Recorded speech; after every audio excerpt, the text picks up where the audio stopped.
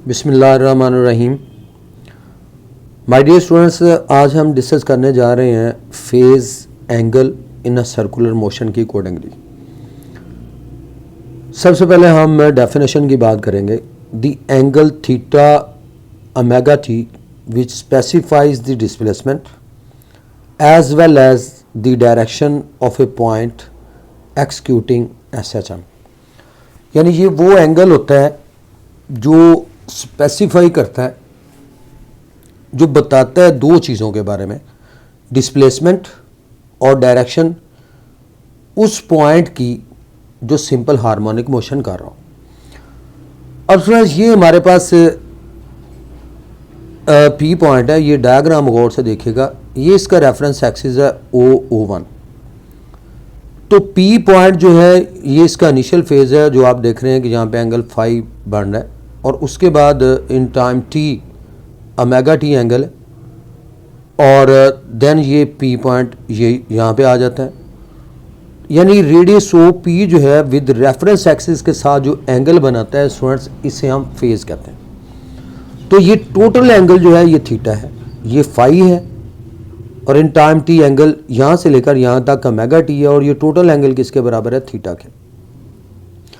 अब अगर ये टोटल एंगल थीटा है तो लाजिम आता है ये भी एंगल थीटा होगा, क्योंकि both angles are equal angles, ये दोनों बराबर होंगे। अब इस पॉइंट का प्रोजेक्शन जो है वो पॉइंट एन है, ये हम ऑलरेडी भी जानते हैं। ये इसी के हवाले से डिफरेंट डायग्राम जो है वो ऑलरेडी डिस्कस कर चुका हूँ कि N point is the projection of point P.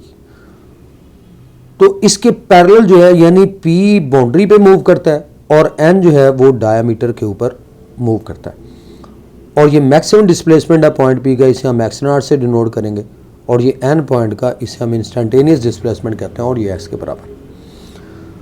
अब आ जाते हैं इस ट्राइंगल पे जिसे हमने ओ एन पी कहा है। O N P right angle triangle है, क्योंकि यहाँ पे एंगल आप देख रहे हैं 90 डिग्री। अब इस ओ पी के दो कंपोनेंट है। सामने वाला कंपोनेंट जो है ये होगा जी ओ पी साइन थीटा, और ये होगा O P cos theta.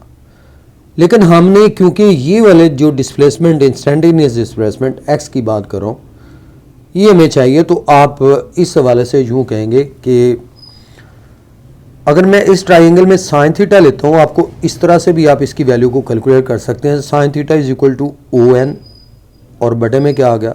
O P आ गया।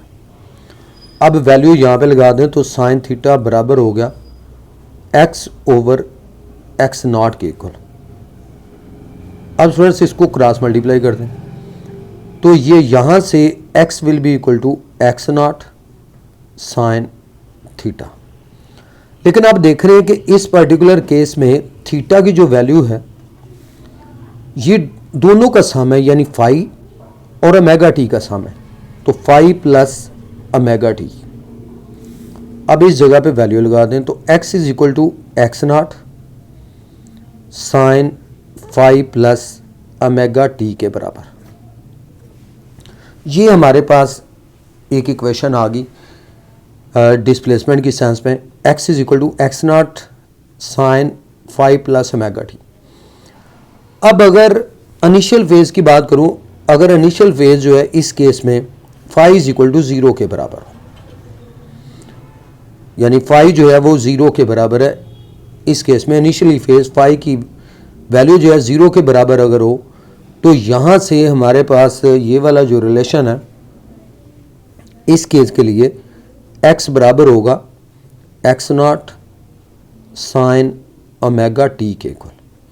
यानी इसका मतलब यह है कि इनिशियल फेज फाई की वैल्यू अगर 0 हो तो यहाँ से आप ये कहेंगे कि theta and phi are equal, तो यहाँ से x is equal to x naught sine omega T के बराबर। ये हमारे पास अगर इनिशियल फेज की वैल्यू फाई की वैल्यू 0 हो, और अगर फाई की वैल्यू जो है ये हमारे पास, यानी ये वाला जो एंगल टोटल एंगल है यहाँ से लेकर यहाँ तक, अगर फाई की वैल्यू पाई बाई 2 लगा दें, यानी इनिशियल फेज पाई बाई 2 के बराबर हो, तो देन हमारे पास ये इक्वेशन क्या बनेगी? तो उसमें पाई बाई 2 अगर आप ऐड करते हैं इसमें, तो अब देखें ये हमारे पास सेकंड क्वाड्रेंट में शिफ्ट हो जाता है। क्योंकि ये एंगल पाई बाय 2 हो गया और ये हमारे पास ये वाला जो एंगल है ये ओमेगा टी है। अब ये ओमेगा टी के बराबर होगा। तो यहाँ से इसी इक्वेशन में हम यहाँ पे वैल्यू लगा देंगे कि phi is equal to pi by 2 के बराबर, यानी इनिशियल फेज अगर पाई बाई 2 हो, ये पाई बाई 2 हो, तो अब हमारे पास ये वाला जो फेज़ है इसकी वैल्यू को हम कैलकुलेट करना चाहते हैं। तो अब इस फाई की जगह पे पाई बाई 2 को इंसर्ट कर दें, तो x बराबर हो गया x0 sine pi by 2 plus omega T के इक्वल। अब अगर आप इसकी वैल्यू को यूँ इंसर्ट करें तो स्टूडेंट्स अब देखिए साइन अल्फ़ा प्लस बीटा वाला फार्मूला लगा दें, sine alpha cos beta plus cos alpha sine beta. तो यहाँ से अगर आप इसको एक्सपेंड करते हैं तो ये बन गया sine pi by 2 cos omega T plus cos pi by 2 sign omega T के इक्वल। अब साइन पाई बाई 2 की वैल्यू जो है ये 1 के बराबर है, तो यहाँ पे 1 लगा दें और यहाँ से कॉस ओमेगा टी आ गया और cos pi by 2 you all know that is 0। तो अब हमारे पास फाइनल इक्वेशन आ गई x is equal to x0 cos omega T के बराबर।